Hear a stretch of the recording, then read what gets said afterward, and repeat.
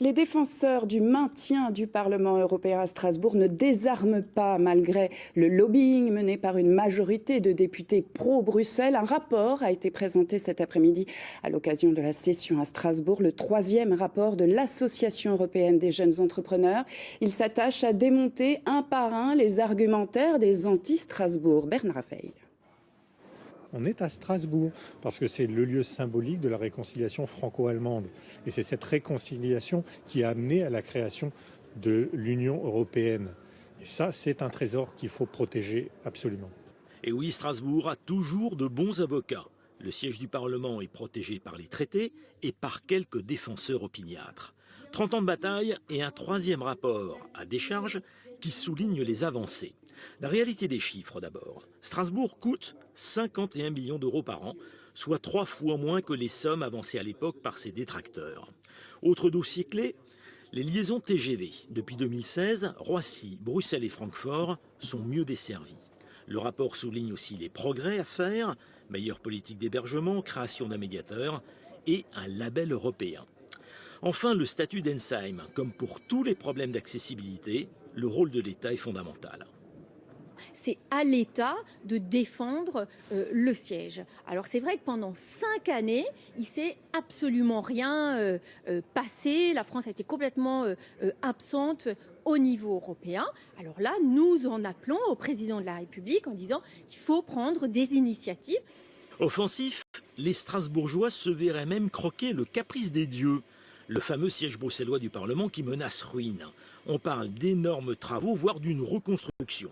L'idée, rapatrier toutes les activités à Strasbourg pendant la prochaine législature.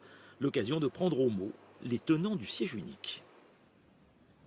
Invité de ce 19-20, l'un des auteurs du rapport, le président de l'Association européenne des jeunes entrepreneurs, Pierre Loeb. Bonsoir, je vous en prie, venez me rejoindre. Strasbourg, la seule évidence, c'est le titre de ce rapport. Est-ce que vous pensez vraiment que ces 28 pages vont réussir à convaincre les sceptiques, sachant que quand on voit le rapport de force dans l'hémicycle, on compte quoi? Une centaine de pro-Strasbourg parmi les députés sur 750? 140, 150, c'est en train d'augmenter. Mais si vous voulez, ça fait 6 ans que je m'occupe avec cette association à être présent à chaque session plénière, chaque mois, justement à être à l'écoute des députés européens, de voir cette tendance. Et il y a une réalité, c'est que le premier rapport sur le siège du Parlement européen date de 1988. On est en 2018, ça fait 30 ans. Vu les défis, vu l'évolution sociétale actuelle, à un moment donné, il faut avancer. Aujourd'hui, en effet, on veut croquer ce caprice des dieux. Pour être tout à fait concret, il y a un bâtiment qui est en train de s'effondrer à Bruxelles. Et pour moi, en tant que citoyen européen, c'est simplement inenvisageable de se dire que le contribuable va mettre un seul euro supplémentaire pour reconstruire 2 hémicycles, 2 sièges et cette transhumance. Essayons Strasbourg, chiche, soyons ambitieux, soyons audacieux. Alors effectivement, vous êtes très culotté, on l'a compris à la fin de ce reportage. Alors vous dites, faisons l'essai pour voir, mettons un siège unique du Parlement à Strasbourg dès la prochaine mandature, c'est dès 2019, c'est demain. Ça paraît quand même extrêmement utopique, ce sont des délais beaucoup trop courts. Au contraire, vous y croyez? Bien évidemment. Techniquement, c'est faisable, mais en effet, il faut être audacieux, il faut passer à l'offensive. Les députés présents aujourd'hui, 12 députés de 6 nationalités et de 4 groupes politiques, nous l'ont rappelé. Soyons audacieux et sortons simplement des traités, les traités, encore les traités. Il y a 2 hémicycles, il y a cette transhumance. Oui, ça a un coût. On voit qu'en effet, il y a une grande majorité qui souhaite un siège unique. Le siège unique historique est à Strasbourg. Donc maintenant, c'est l'occasion, justement, de 2019 à 2024. Alors, cette période taste ici. On a tiré un bilan sur les 22 recommandations émises en 2012, accessibilité, hébergement, conditions de travail. Voyons de 2019 à 2024 avec les nouveaux députés, personne ne les force à être députés, voyons, venez à Strasbourg. Est-ce qu'en 2024, on aura su résoudre ces différentes problématiques? Si oui, la question est réglée et on peut enfin passer à un autre sujet. L'avantage, la seule idée, le seul objectif pour nous, pour moi, c'est de se dire on rassemble. La société est assez divisée, rassemblons les anti, les pros, arrêtons cette querelle, testons à Strasbourg. Alors, vous allez également très loin parce que vous dites mettre le siège du Parlement à Strasbourg, c'est garantir son indépendance. En quoi l'emplacement de ce Parlement influe-t-il sur sa marge de manœuvre ? À Strasbourg, le Parlement européen est la seule institution de l'Union européenne.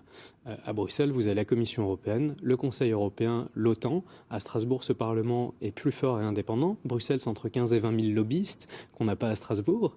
Et du coup, en effet, il est plus fort, plus indépendant et a beaucoup plus de visibilité. C'est la seule institution qui est censée représenter les citoyens, qu'elle soit proche des citoyens.